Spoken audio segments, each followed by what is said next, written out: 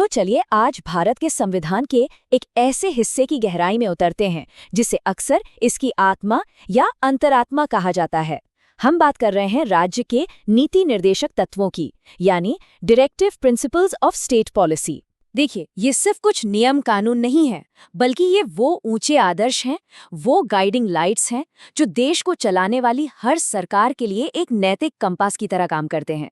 ये बताते हैं कि एक बेहतर, एक न्यायपूर्ण भारत बनाने के लिए हमें किस दिशा में आगे बढ़ना है। लेकिन इस सफर को शुरू करने से पहले एक सवाल पर सोचते हैं कि किसी राष्ट्र की अंतरात्मा आखिर होती क्या है।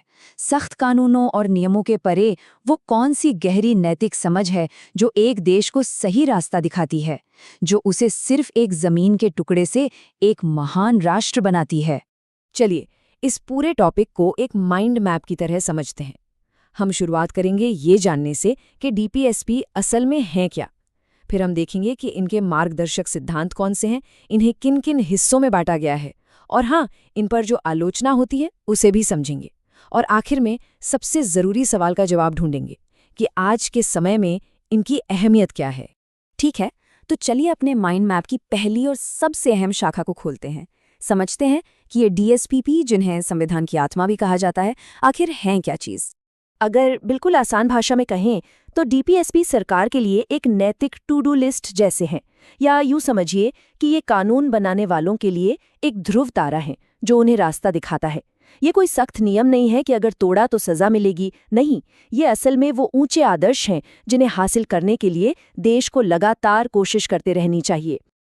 अब अपने माइंड मैप में थोड़ा और आगे बढ़ते हैं। चलिए डीएसपी के उन मूल लक्षणों को समझते हैं जो इन्हें संविधान के बाकी हिस्सों से एकदम अलग और खास बनाते हैं। यहाँ हर एक पॉइंट बहुत दिलचस्प है। सबसे पहला और सबसे जरूरी, ये गैर न्यायोचित है। इसका मतलब है कि आप इन्हें लागू करवाने के लिए कोर्ट नहीं जा सकते, और यही बात इन्हें मौलिक अधिकारों से अलग करती है। लेकिन इसके बावजूद संविधान कहता है कि ये देश के शासन के लिए मौलिक हैं, यानी फंडामेंटल हैं, और कानून बनाते समय इन्हें लागू करना सरकार का कर्तव्य है। इन सब का एक ही बड़ा लक्ष्य है, भारत को एक कल्याणकारी राज्य, यानी एक वेलफेयर स्टेट बनाना। तो इसे समझने का सबसे अच्छा तरीका क्या है? इन्हें एक लीगल कॉन्ट्रैक्ट की तरह नहीं, बल्कि एक कंपास की तरह देखिए। एक ऐसा कंपास जो देश को हमेशा सामाजिक और आर्थिक न्याय की सही दिशा में ले जाने के लिए गाइड करता है, चाहे रास्ता कितना भी लंबा क्यों ना हो। अब देखते हैं कि इन सभी सिद्धांतों को बेहतर ढंग से समझने के लिए कैसे बांटा गया है। संविधान बनाने वालों ने इन्हें 3 मुख्य वैचारिक श्रेणियों में रखा है, जो हमें इनकी सोच की गहराई तक ले जाती हैं। तो ये 3 स्तंभ हैं: समाजवादी, गांधीवादी और उदार बौद्धिक। समाजवादी सिद्धांत सामाजिक न्याय पर जोर देते हैं, जैसे कि एक जैसा काम तो एक जैसी तनख्वाह। गांधीवादी सिद्धांत महात्मा गांधी के सपनों को दिखाते हैं, जैसे ग्राम पंचायतों का गठन, जो आज हमारी पंचायती राज व्यवस्था की नींव है। और उदार बौद्धिक सिद्धांत यूनिफॉर्म सिविल कोड या पर्यावरण की रक्षा जैसे आधुनिक और वैज्ञानिक विचारों को आगे बढ़ाते हैं। लेकिन जैसा कि हर बड़ी चीज के साथ होता है, डीपीएसपी भी हमेशा से एक बहस का विषय रहे हैं। तो एक बैलेंस्ड व्यू के लिए हमें सिक्के का दूसरा पहलू भी देखना ही होगा। चलिए अब उन आलोचनाओं को समझते हैं जो अक्सर इन पर की जाती हैं। देखिए, इनकी सबसे बड़ी आलोचना यही है कि इनके पीछे कोई कानूनी शक्ति नहीं है। आलोचक ये भी कहते हैं कि संविधान में इन्हें बिना किसी तार्किक क्रम के बस रख दिया गया है। और एक बहुत बड़ा पॉइंट ये है कि ये कभी-कभी मौलिक अधिकारों के साथ टकराव की स्थिति में आ जाते हैं, जैसे संपत्ति के अधिकार और भूमि सुधार कानूनों के बीच का जो ऐतिहासिक टकराव रहा है। इस पूरी आलोचना को एक बहुत ही मशहूर कहावत में पिरोया गया है। ये कहावत कहती है कि ये सिद्धांत एक ऐसे चेक की तरह हैं जो सरकार ने जनता को दे तो दिया है, लेकिन वो कैश तभी होगा जब सरकार के पास पैसा और इच्छा शक्ति दोनों होंगे।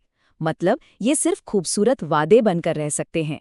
तो क्या इसका मतलब ये है कि ये सच में सिर्फ खोखले वादे हैं?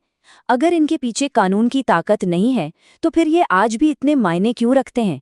अब हम अपने माइंड मैप की सबसे जरूरी शाखा पर आते हैं और इनकी असली ताकत को समझते हैं। असल में इनकी उपयोगिता जबरदस्त है। ये कानून बनाने वालों को रास्ता दिखाते हैं। सोचिए, मनरेगा, एमजी एनर्जी एजीए, हो या शिक्षा का अधिकार, इन जैसे कानून इन्हीं सिद्धांतों से प्रेरणा लेकर बने हैं। ये अदालतों को भी मार्गदर्शन देते हैं। सुप्रीम कोर्ट ने कई बार कहा है कि मौलिक अधिकारों और डीपीएसपी के बीच संतुलन बनाना संविधान की नींव है। और सबसे बड़ी बात, ये हम लोगों को यानी जनता को सरकार के प्रदर्शन को आंकने का एक पैमाना देते हैं। हम पूछ सकते हैं कि सरकार ने एक कल्याणकारी राज्य बनाने के लिए कितना काम किया है। तो आखिर में हम क्या कह सकते हैं? ये सिर्फ कागज पर लिखे शब्द नहीं हैं, ये हमारे संविधान की अंतरात्मा है।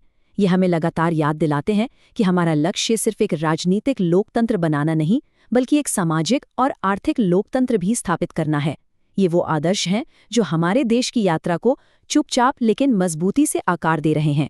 और अंत में हम उसी सवाल पर वापस आते हैं, क्या डीपीएसपी एक बेहतर भविष्य का महान खाका है या सिर्फ एक खोखला वादा? शायद इसका जवाब कहीं बीच में है। ये एक निरंतर चुनौती है, एक पैमाना है और एक ऐसा सपना है जिसे साकार करने की जिम्मेदारी हर नागरिक और हर सरकार की है। इस पर विचार जरूर कीजिएगा।